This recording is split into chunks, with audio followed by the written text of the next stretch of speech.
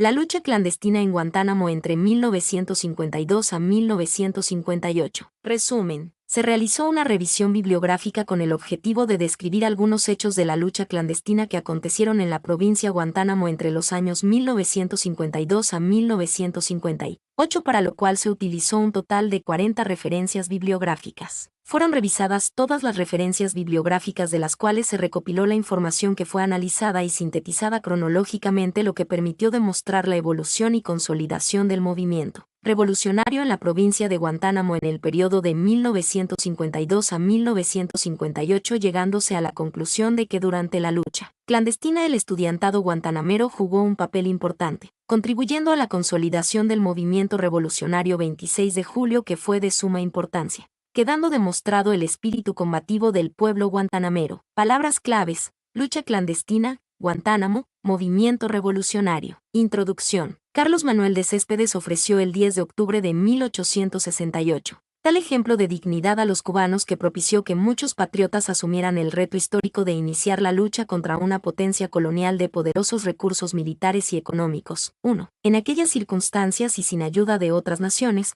comenzaron un largo bregar por la soberanía de la patria, con la convicción de que las armas y los medios propios para la contienda había que arrebatárselos al enemigo en el campo de batalla. En la década del 50 del siglo XX, Cuba vivió una de las crisis sociales y políticas más grandes de su historia, agravada por un nuevo ultraje: la instauración el 10 de marzo de 1952 de una férrea dictadura militar encabezada por Fulgencio Batista, que representaba el ascenso al poder de los sectores más reaccionarios de la sociedad cubana, aliados a los intereses de Estados Unidos. 2. Tras ese golpe de Estado producido a unos 80 días de la celebración de las elecciones generales, se abrió una etapa convulsa y definitoria de la historia de nuestro país. Como en 1868 y 1895, el pueblo tendría que tomar el camino de las armas y, como entonces, a fuerza de sacrificio, proveer a los combatientes de los medios imprescindibles para iniciar un nuevo enfrentamiento. Los partidos tradicionales no pudieron organizar un movimiento de real oposición al régimen, a pesar de los cuantiosos recursos económicos e influencias políticas con que contaban.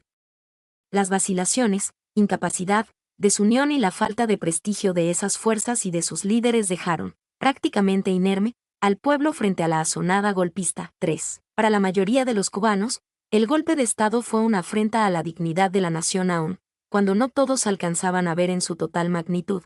Las consecuencias de aquel hecho levantó hondos sentimientos de rebeldía. Al igual que el resto del país, el pueblo guantanamero se conmovió profundamente, marcando así este suceso la ruptura del orden constitucional.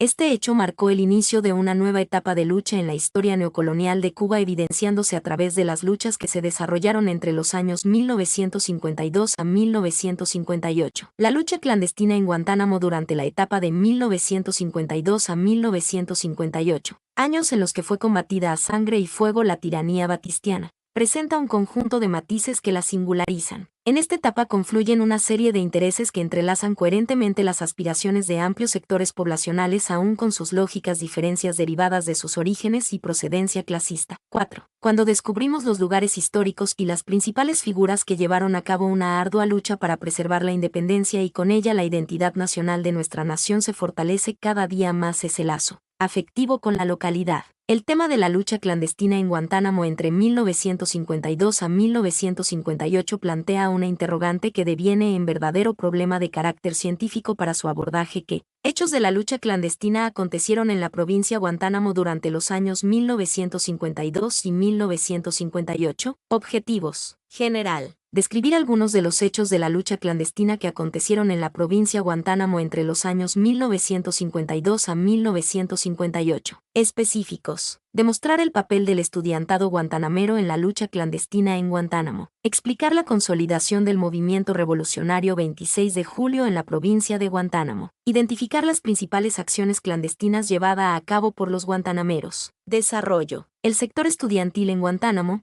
al igual que en todo el país, juega un papel fundamental en cuanto a los antecedentes de la fundación del movimiento revolucionario 26 de julio. En la lucha clandestina llegaron a representar el 14,6% de sus integrantes, y los 3 presidentes de la Asociación de Alumnos del Instituto Segunda Enseñanza de nuestra localidad en la etapa de 1952 a 1958 ingresaron al movimiento clandestino, y luego se alzaron: Enrique Soto Gómez, Manuel Orlando Sánchez Ortiz y Luis Guillermo Portuondo y Salgué.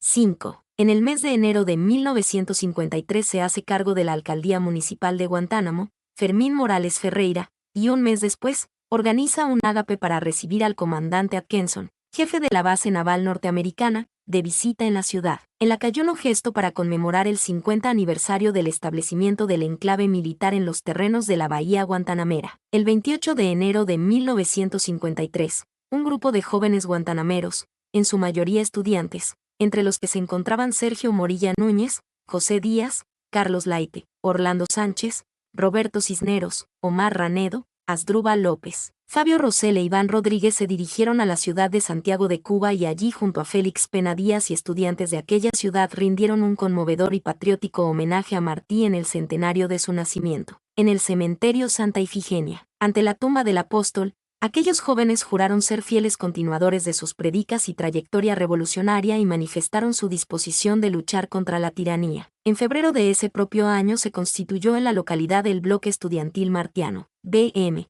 y lo presidía Sergio Morilla Núñez.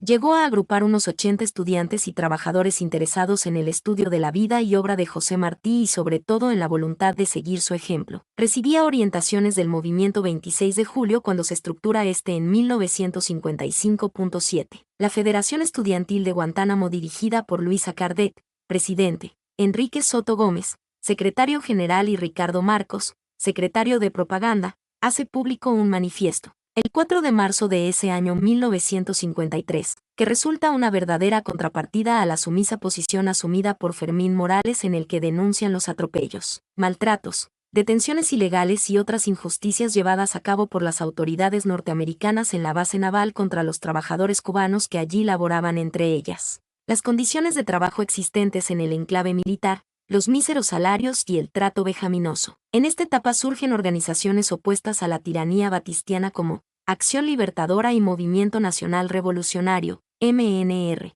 fundado este último por el profesor universitario Dr. Rafael García Bárcena.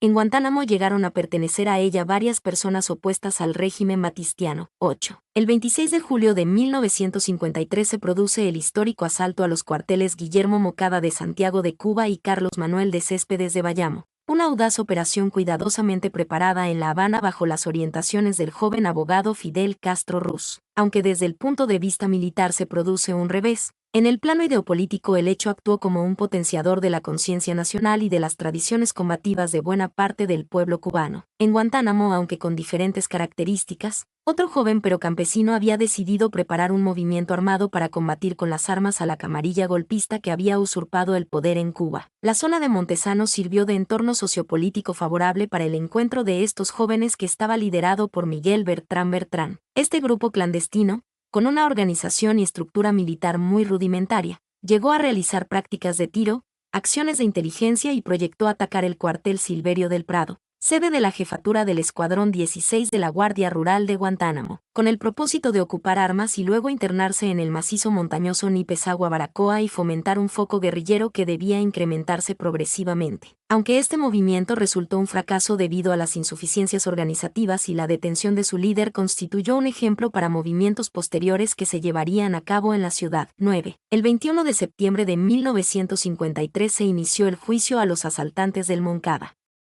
El 16 de octubre de ese mismo año se produce el histórico alegato de autodefensa pronunciado por Fidel, que trascendió con el nombre de La historia me absolverá. Más tarde, en el año 1954,10 comienza a circular de forma clandestina en nuestra localidad el alegato de Fidel, que resultó un acontecimiento de profundo impacto en todos los hombres y mujeres, en particular los jóvenes que llegaron a leerlo y conocer el contenido del programa primario del proceso insurreccional iniciado por la generación del centenario, que tiene como brújula las prédicas martianas. En Guantánamo el BM y el Frente Cívico de Mujeres recogen firmas, lanzan volantes y organiza actos de protesta para exigir la libertad de los encausados por las acciones del 26 de julio. Mi nombre es Demim, soy tu asistente personal. Mi sitio en internet es demim.es.tl.